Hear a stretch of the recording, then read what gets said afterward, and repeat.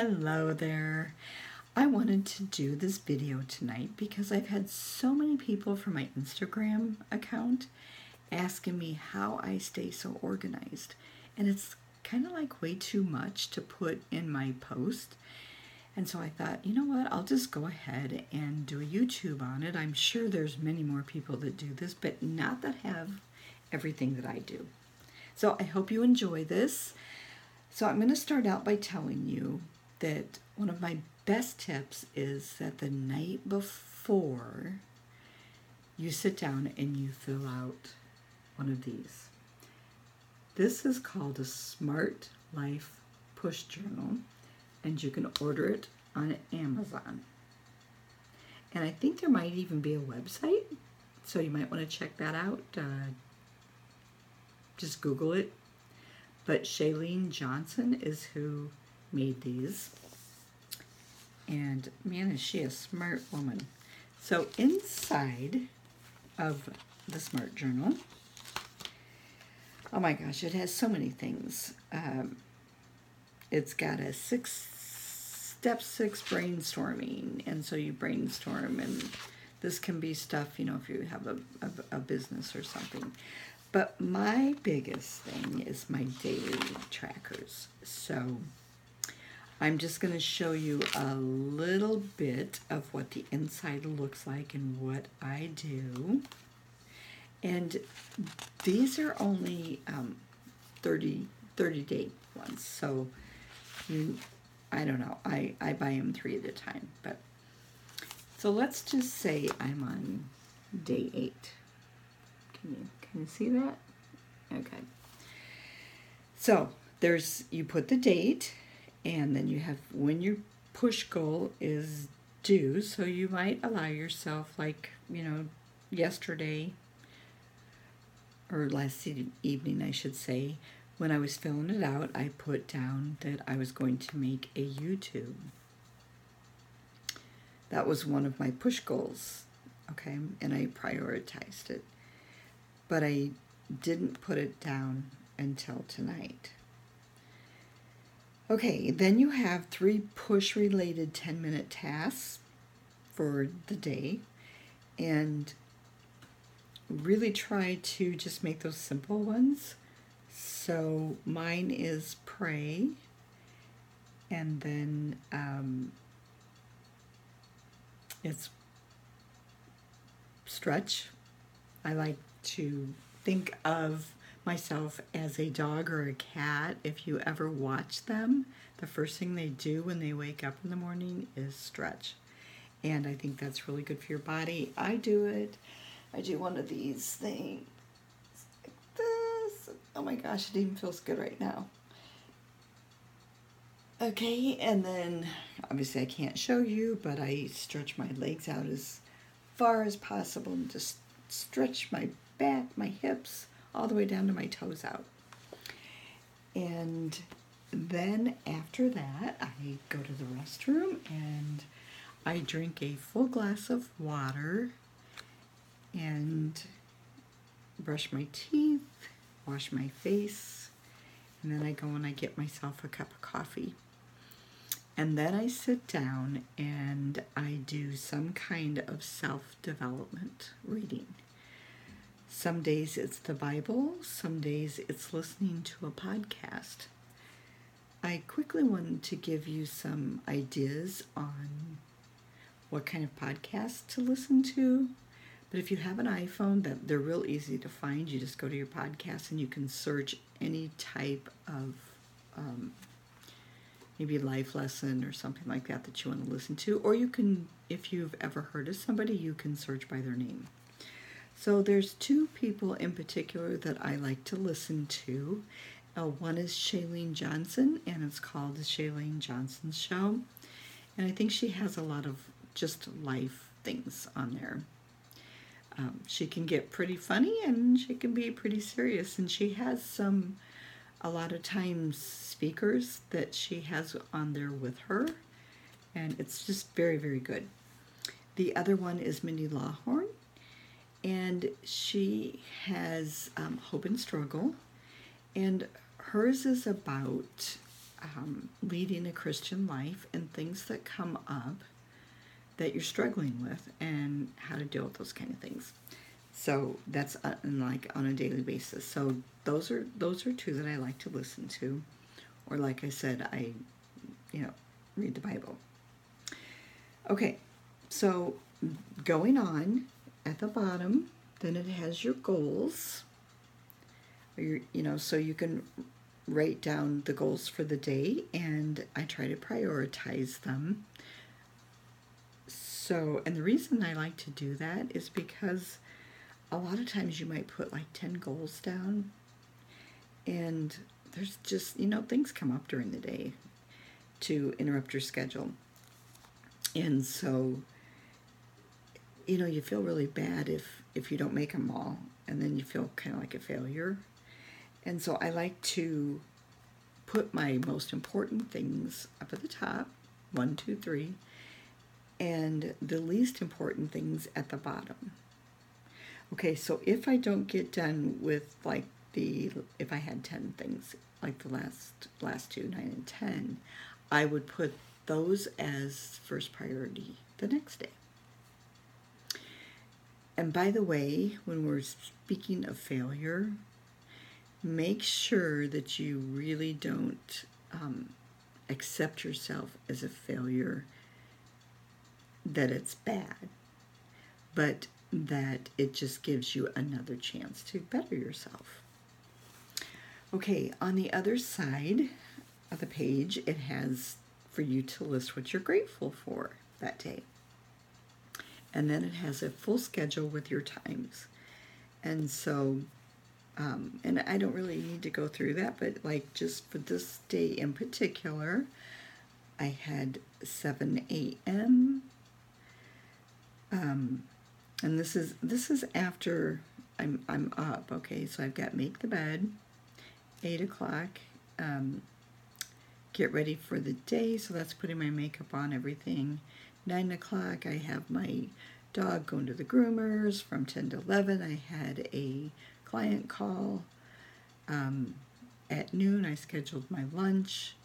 At 1, and I do have to do that because sometimes I'm like full all day and you cannot forget to eat. So I scheduled my lunch at noon, gave myself an hour, and then from 1 until 3, I worked on Instagram from my boutique. And that's a long time, I know, but it's answering people's questions. It's making up posts. I use a app called Planoly, and in that I can go ahead and put my pictures, whatever, and then you add your posts, and then you can schedule for what time you want those posted or what days. And so I work on that for a couple of hours. That day I, at 3:30, had an eye appointment. At 5 o'clock I had my yoga to do. At 6:30 I had dinner ready. And at 7 o'clock I had to be at a client's house to help them with some health issues. So that's how that day went. And then I didn't put the rest of the night that night.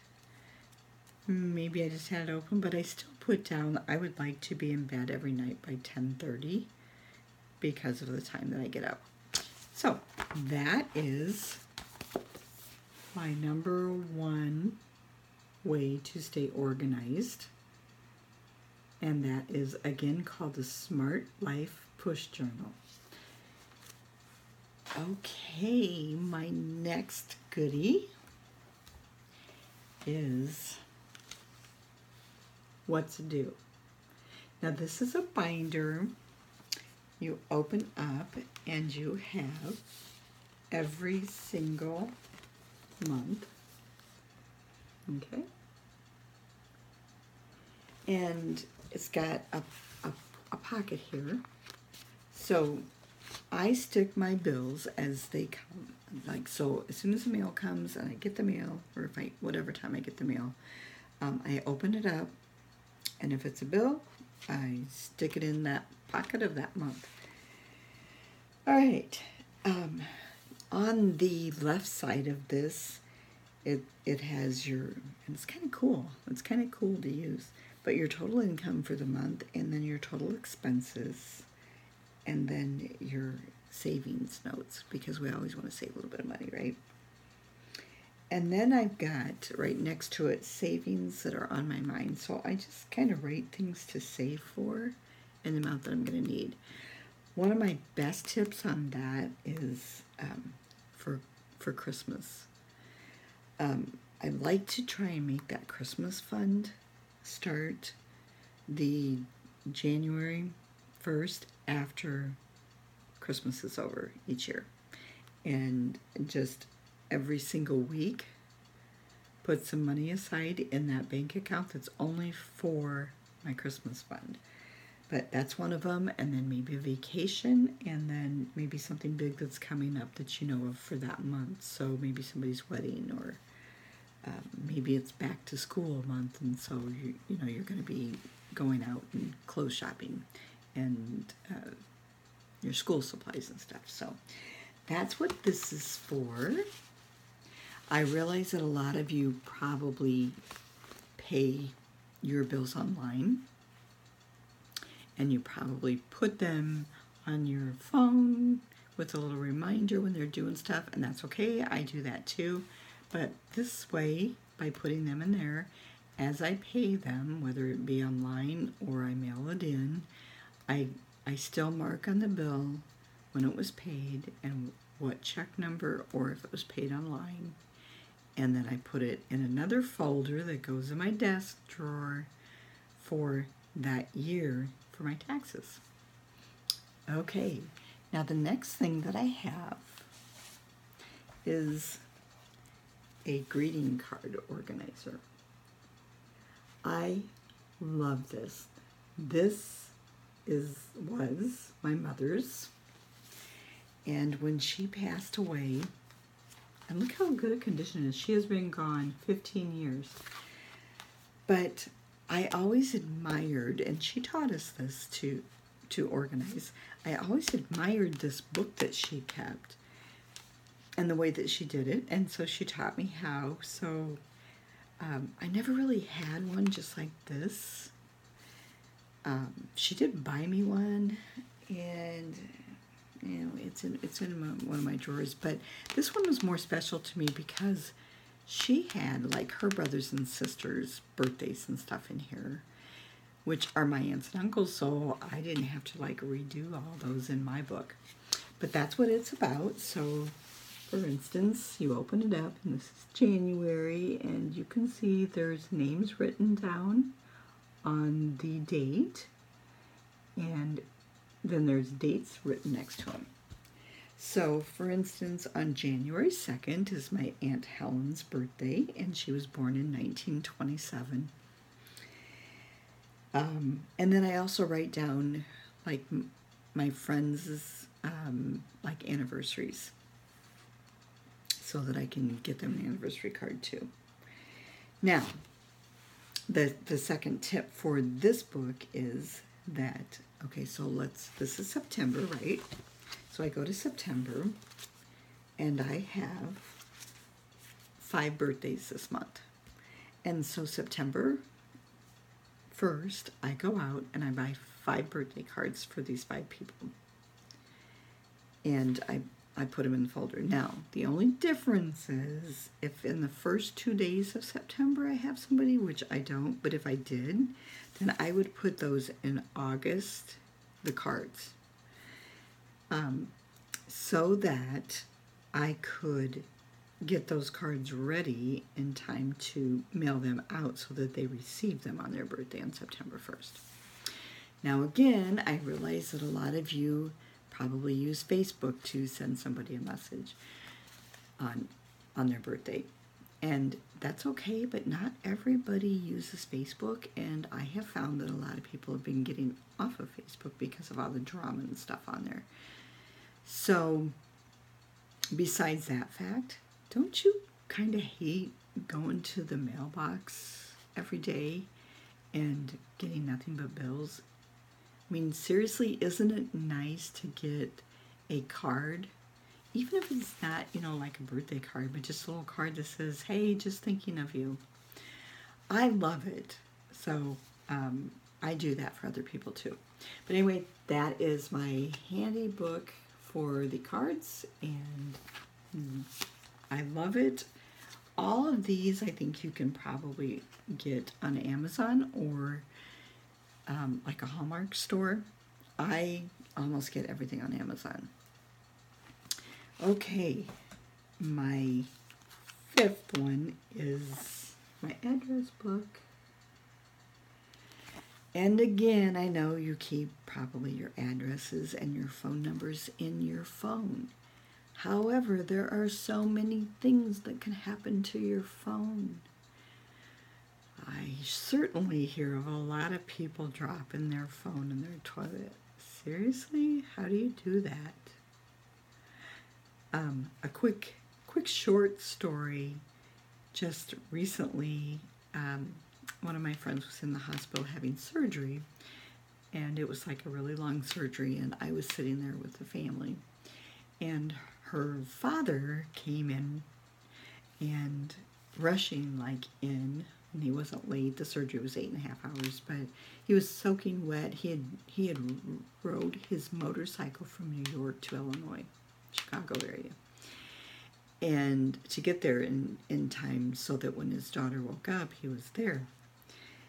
And the thing is, none of us had heard from him, and I guess he was supposed to call and let us know where he was at and check on his daughter and stuff, and nobody had heard from him. Well, he gets there, and he's like, you would not believe what happened. So apparently it was raining, first of all, the entire trip. He was soaking wet, even though he had rain gear on. And he had stopped to gas up and use the restroom and kind of get himself a little bit dried off, is what he said. And he had to go, go to the bathroom. Well, he, for whatever reason, took his phone in with him in the stall, and he said he had put it on the back end of the toilet while he used the toilet, and it fell. No, it didn't fall in the toilet, sorry. He ended up leaving it there. And he didn't even think about it until his next gas stop. So from New York to Chicago, I think it's like a 17-hour drive, he said. So obviously he had to stop for gas again, and he went to use his phone, and it was gone. He had forgotten it, and he left it on the toilet. So, that can happen, but I also see a lot of people on Facebook go, I cannot believe it.